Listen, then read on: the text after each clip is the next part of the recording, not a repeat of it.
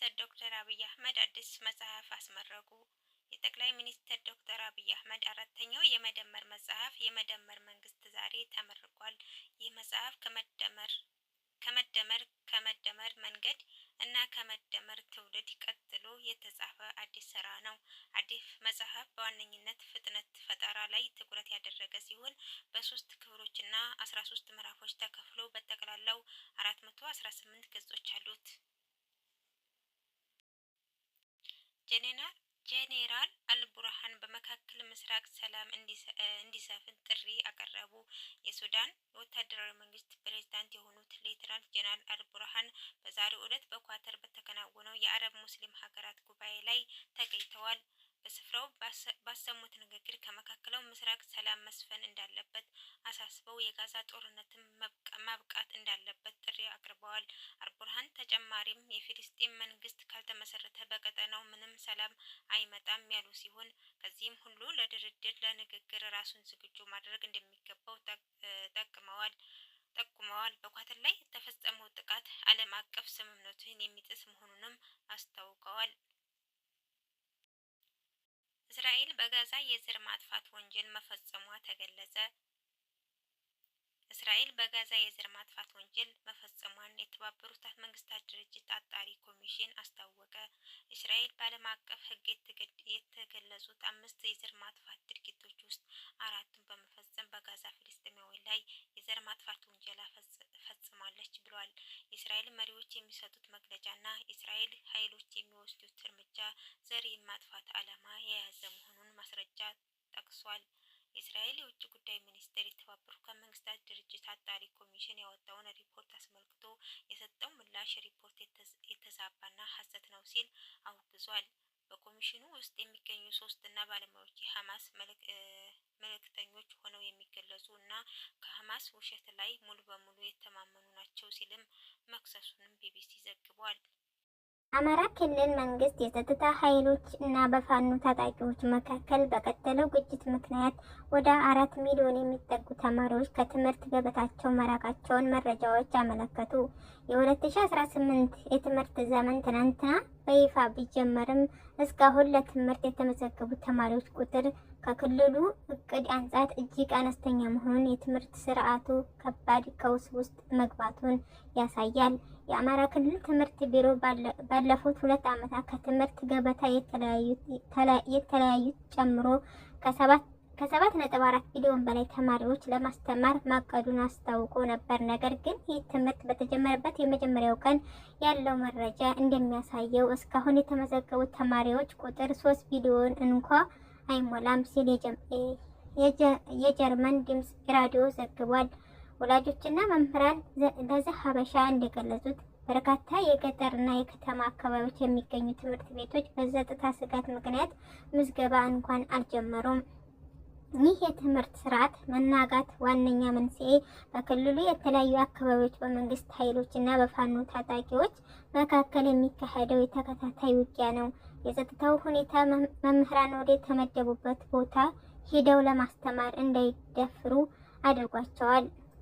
መንገዱ በመዘጋታቸውም የትምህርት ቁሳቁስ ስርጭትና የተማሪዎች እንቅስቃሴ ተስተጓጉሏል። በዚህ ምክንያት በክልሉ ባለፉት 2 ዓመታት ብቻ 4 ሚሊዮን በላይ ተማሪዎች ትምህርታቸውን ለማቋረጥ መገደዳቸውን ትምህርት ቢሮ መረጃ ያመለክታል። የክልሉ መንግስት ሰላም የተሻለ ነው የሚለው መግለጫዎች በተደጋጋሚ ቢያወጣውም በሚሊዮን የሚቆጠሩ ህጻናት ከትምህርት ገበታ ውጭ መሆናቸውን በምድሩ ላይ ያለው እውነታ የተለየ መሆኑን ያሳያል። የጸጥታው ችግር በአፋጣኝ ካልተፈታ አማራ ክልል አንድ ሙሉ ትውልድ ከትምህርት ገበታ ውጭ ሆኖ የሚያድግበት አሳዛኝ ሁኔታ ሊፈጠር ይችላል የሚል ከባድ ስጋት አለ። ጠቅላይ ሚኒስትር አብይ አህመድ የኤርትራን ወታደራዊ ዝግጅት የሚያጠና ልዩ የደህንነት ቡድን እንዲዋቀር ማዘዛቸው ተዘገበ። ጠቅላይ ሚኒስትር አብይ አህመድ የኤርትራ ወታደራዊ ዝግጅት የሚያጠና ልዩ ኃይል ቡድን እንዲዋቀር ማዘዛቸው ተዘገበ። ጠቅላይ ሚኒስትር አብይ አህመድ ከ2 ሳምንታት በፊት ከመከላከያና ከደህንነት ኃላፊዎች ጋር ባደረጉት ውይይት የኤርትራ ወታደራዊ ዝግጅት እንዲሁም እንቅስቃሴ የሚያጠና ልዩ የደህንነት ወታደራዊ መዋቅር እንዲዘጋጁ ማዘዛቸው ተዘግቧል።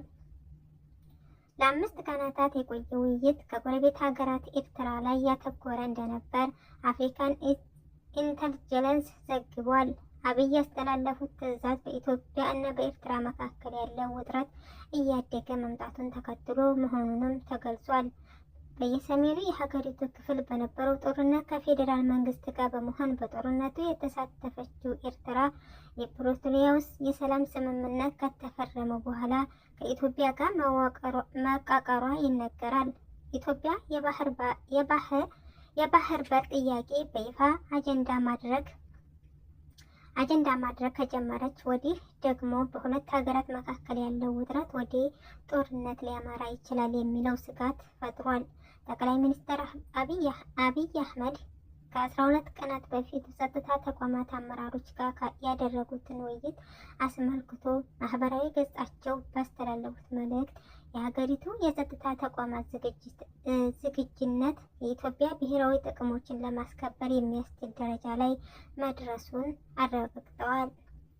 ነሐሴ 30 2017 ዓ.ም የተደረገው ውይይት አስመልክቶ ባሰፈሩት ጽሑፍ ኢትዮጵያ ከዘመን ጋር የዘመኑ እና በሕግ መንግስታዊ እሴቶች ላይ የተገነቡ የጸጥታ ተቋማት እየገነባች መሆኗንም አስታውቀዋል።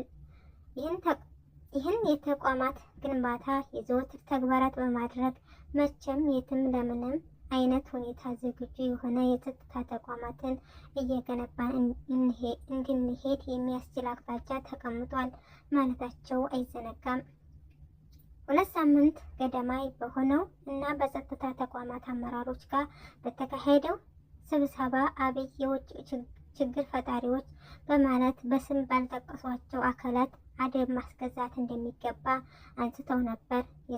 የጸጥታ ተቋማችንን ዝግጁነት ይበልጥ በመጠናከር የውስጥና የውጭ ችግር ፈጣሪዎችን አደብ አስገዝቶ ሰላምን በሚያጸና ልክ መቀጠል እንዳለበት አቅጣጫ ተቀምጧል ሲሉ ባስተላለፉት መልእክት መናገራቸው ይታወሳል።